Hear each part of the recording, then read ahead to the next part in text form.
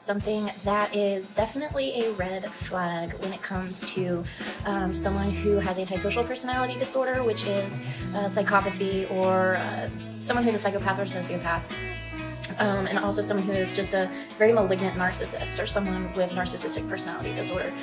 I am in the middle of reading the book Without Conscience by Dr. Robert Hare, and it's funny because this whole chapter he talks about this one red flag. People in my life who have had these exact same traits have been very confusing for so long, and so reading this in the book is just super eye-opening and helpful to me, because had I been aware of this red flag in the past, I would not have wasted so much time trying to figure it out, and I would have seen it for the red flag that it was and run, and avoided a whole lot of pain and suffering in the meantime. It's a very, very, very pervasive red flag. It is not one of the diagnostic criteria, but it is something that you can be aware of and look out for and just be very conscious of in your interactions with the people in your life, and possibly protect you from further damage from one of these types of people. It comes down to the way in which they communicate and their lack of logic. So psychopaths have suffered a traumatic break from reality, but they do have lucidity. So they have an appearance of sanity. There's a book called The Mask of Sanity, and I think that's the perfect phrase. They have a mask of sanity. They appear very lucid. They can appear very charming. They can appear very charismatic. So they give you the feeling when you're interacting with them, at least initially, beguiling almost kind of people. So a lot of people are drawn to psychopaths and sociopaths and narcissists, malignant narcissists, in the beginning. But one of the traits that they share is, when you start digging deeper, when you start getting past that initial mask and persona that they have, they start showing a lack of logical consistency.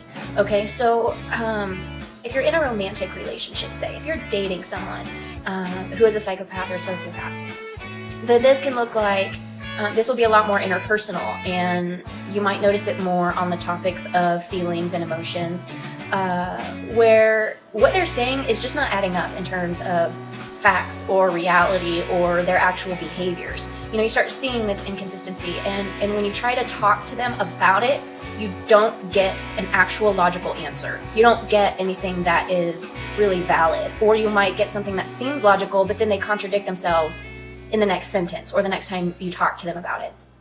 So this is a huge red flag to look out for, is an inconsistency when they are talking and explaining things, and an inconsistency in the ways in which their behaviors and their actions actually match up to what they say they feel or believe. This can look different ways. Again, you know, in my own experience, like to give some examples, in a romantic context, it would be like, you know, in one sentence, they're saying, you know, sex doesn't really matter that much to me. I, you know, have spent years not having sexual activity, and it's just really not that important to me in a relationship. You know, the next day, they will say, or sometimes even the next paragraph out of their mouth, they will say, you know, I really just need to be with someone who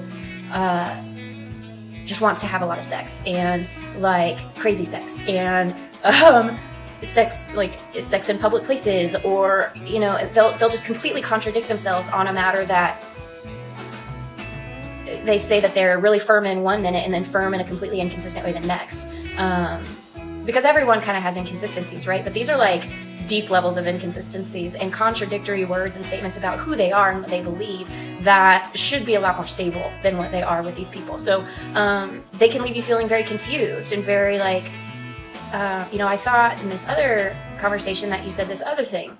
And then they don't really have an answer for you. They're very self-assured about it too. So they seem like they know that they're making sense, but their actual content of their words are not consistent with each other, and they don't make sense.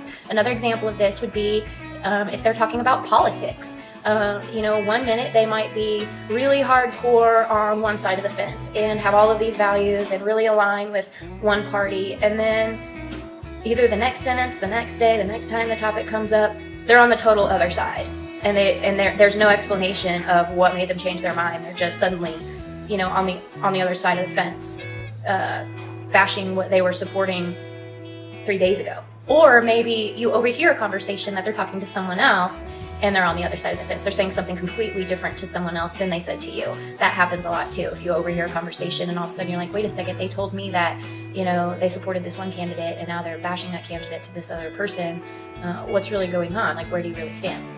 So these are all these vast levels of inconsistency, not only in their behavior, but in their own logic, in their own logical processing. And it takes conversation, and it takes more than just a superficial relationship with these people in order to really catch on to that. If you're just an acquaintance and a coworker, you have brief conversations here and there with them, you might not have enough time and experience with that person to pick up on it. But if you actually have a relationship with this person, if you have more than a 15-minute conversation with them, and you're trying to converse and talk or get to know this person either as a romantic partner or a friend, maybe they're a family member that comes to family functions or that you're around a lot, and so you're around them enough to start picking up on these inconsistencies. And again, everyone has slight inconsistencies, right? I mean, nobody is perfect. Nobody can be 100% consistent all the time, but most people are fairly consistent, especially when it comes to core beliefs, core values,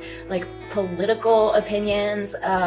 They're not gonna, if they change, they'll change over a long period of time through experience, because you've developed a new perspective on something, or maybe you're trying to figure it out, but it takes time and experience.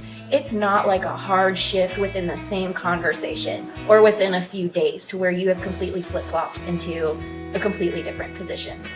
But if you just believe them based on their word and the fact that they seem really self-assured, and you never look past, you never look beyond that, then you can be fooled and you can be led along a very long and damaging road with these people. So that is what I have discovered the hard way, is a very, very, very big and important red flag to look out for. Is they're making very logically inconsistent statements about who they are, about how they feel, about what they want, where they stand, all of these things, and then not having their actions and behaviors line up with what they say they believe or what they say they want, think, feel, things of that nature.